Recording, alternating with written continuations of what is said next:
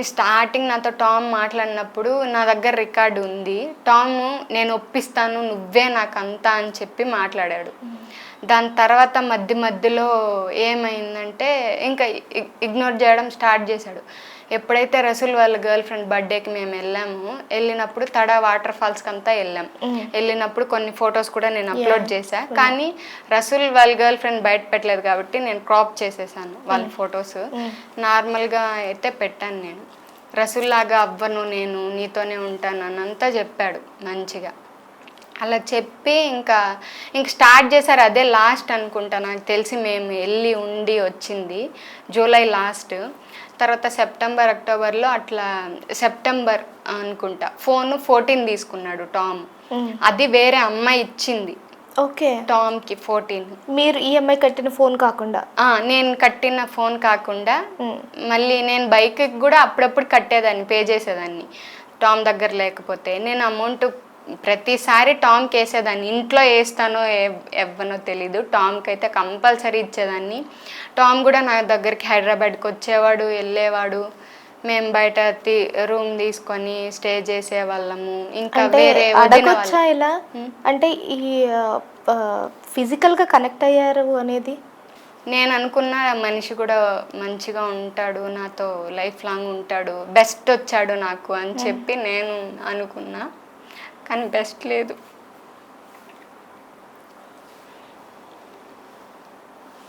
Okay, ఆ తర్వాత అంటే మీ ఇంటికి వచ్చి మాట్లాడతానన్నారు, మరి మాట్లాడారా? లేదు, రావట్లేదు. కూల్. అసలు అంటే ఇదేదో నేను చెప్పాలి అని కాదు, బట్ మీకు డెఫినెట్లీ మీరు ఒక మనిషిని అంత నిజాయితీగా లవ్ చేశారు అంటే తన మీద మీకు ఎన్నో హోప్స్ పెట్టుకొని ఎంతో నమ్మకంతో ఉండే ఉంటారు. అలాంటి నమ్మకాన్ని బ్రేక్ చేశారు అంటే ఎవరికైనా తట్టుకోలేని బాధ వస్తుంది. మ్యారేజ్ అనగానే ఇంకా మాట్లాడడం మానేసేవాడు. సో ఈ గొడవ స్టార్ట్ అయిన తర్వాత నుంచి పూర్తిగా ఇగ్నోర్ చేయడం స్టార్ట్ చేశాడు.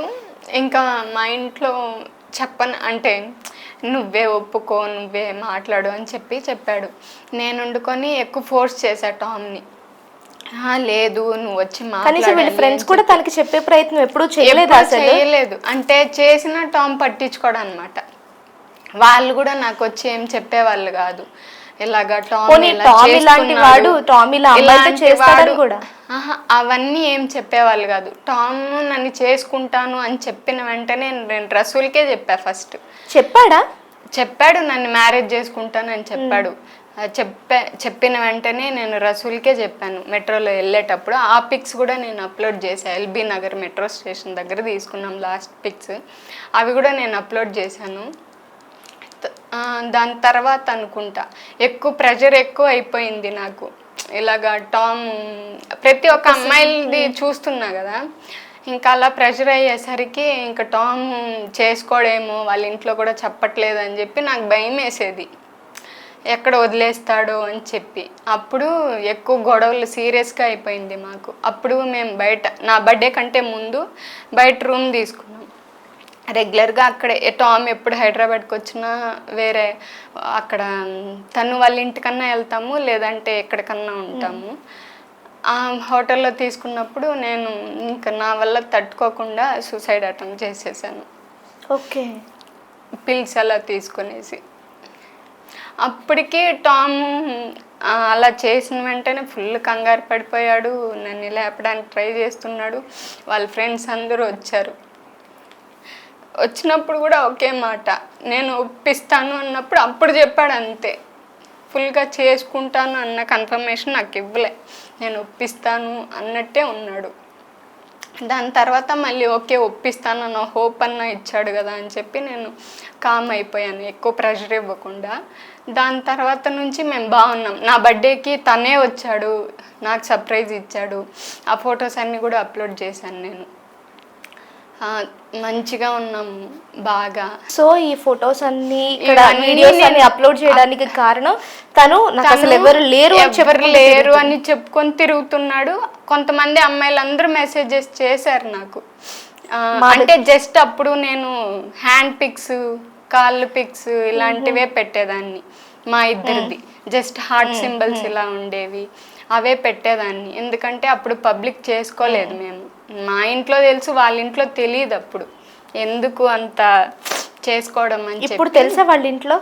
ఇప్పుడు ఎలా తెలిసిందంటే టాము ఇంకా అవాయిడ్ చేయడం స్టార్ట్ చేశాడు. కానీ నాకు తెలిసి వాళ్ళ డాడీకి నా గురించి తెలిసే ఉంటుంది.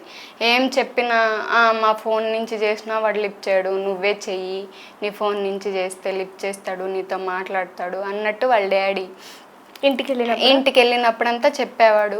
మళ్ళీ హైదరాబాద్కి వచ్చినప్పుడంతా మీరు బాగా తిరుగుతున్నారు కదా, ఎంజాయ్ చేస్తున్నారు కదా, కాళ్ళు ఫొటోస్ గుర్తుపట్టేవాళ్ళు.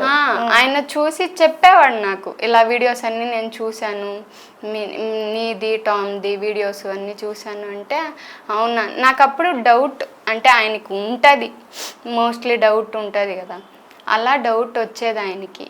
కానీ ఆయన ఏమంటున్నాడంటే ఆయనకి తెలీదు అంటున్నాడు. ఇప్పుడు టాము ఇంకా సెటిల్ అవ్వడానికి ఇంకా హైదరాబాద్ వస్తున్నాడు అన్నప్పుడు కంప్లీట్ అవాయిడ్ చేసేసాడు. నాకు హైదరాబాద్ వచ్చినా ఎప్పుడు కలిసేవాడు, నాతోనే ఉండేవాడు, నాతోనే ఉండి వెళ్ళేవాడు రసూలు టాము. ఇప్పుడు హైదరాబాద్ వచ్చినా కానీ చెప్పేది లేదు నాకు, ఎలాంటి ఇన్ఫర్మేషన్, ఏ ఇన్ఫర్మేషన్ ఇచ్చేలేదు.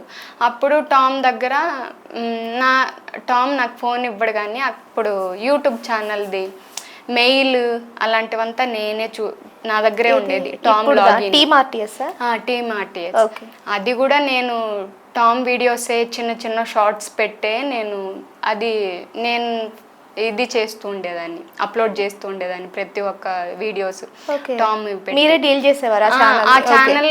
అంత ఇది లేదు అప్పుడు, ఉండే ఒక 20 పైన 30 పైన ఉన్నారు సబ్స్క్రైబర్స్.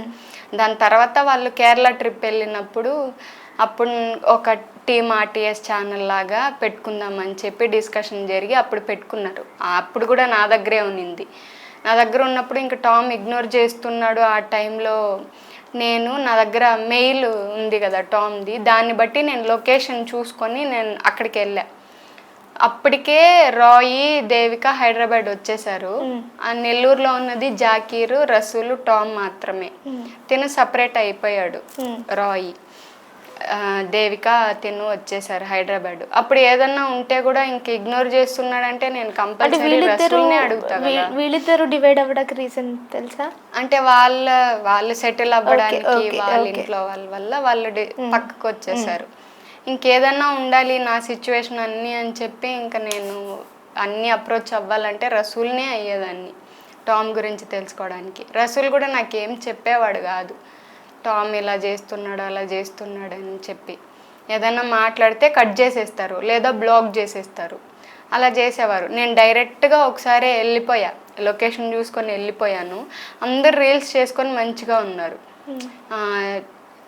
రాయ్ ఉన్నారు, దేవిక ఉంది, జాకీర్ ఉన్నారు, టామ్ ఉన్నారు, రసూల్ వాళ్ళ గర్ల్ ఫ్రెండ్ అందరూ అక్కడే ఉన్నారు.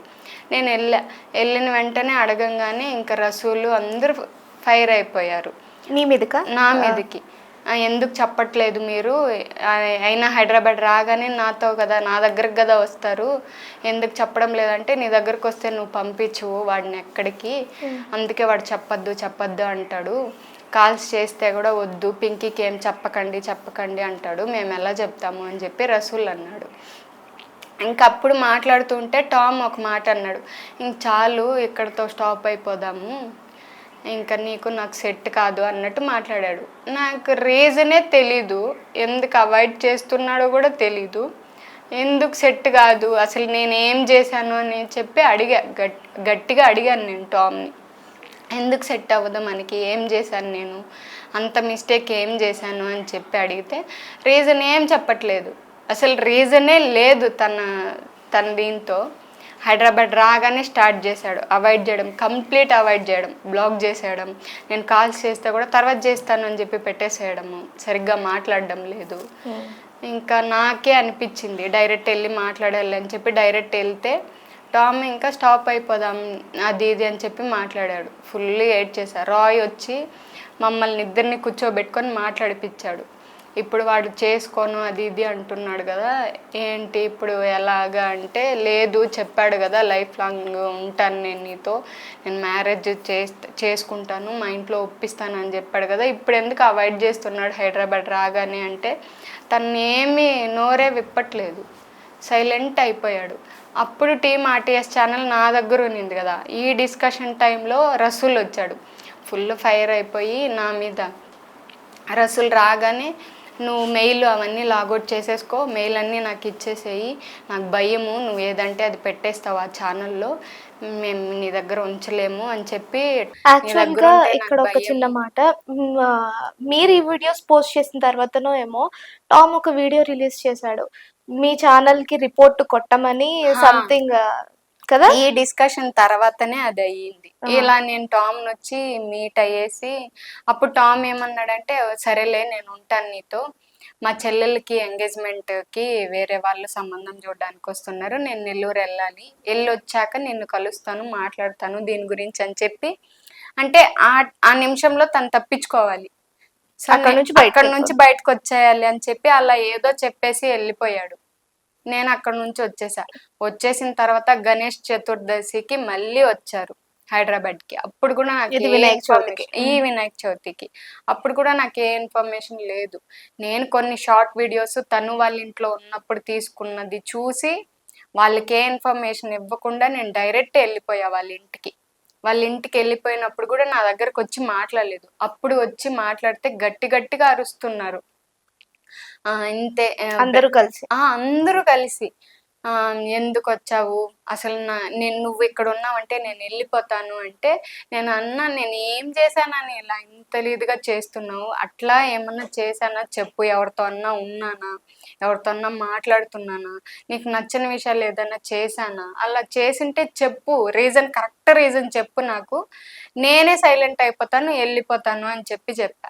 అది కూడా లేదు, రీజన్ లేదు, ఏం చెప్పలేదు. అప్పటికి నేనే అడిగా టామ్ని, నీకెవరన్నా ఇష్టమా, నువ్వు ఎవరితో అన్నా మాట్లాడుతున్నావా, నీకెవరి మీదన్నా ఇష్టం ఉందా, దానికి నన్ను ఇగ్నోర్ చేస్తున్నావు అంటే, నీకు చెప్పానా నాకు ఉన్నారని చెప్పి ఇలా మాట్లాడాను.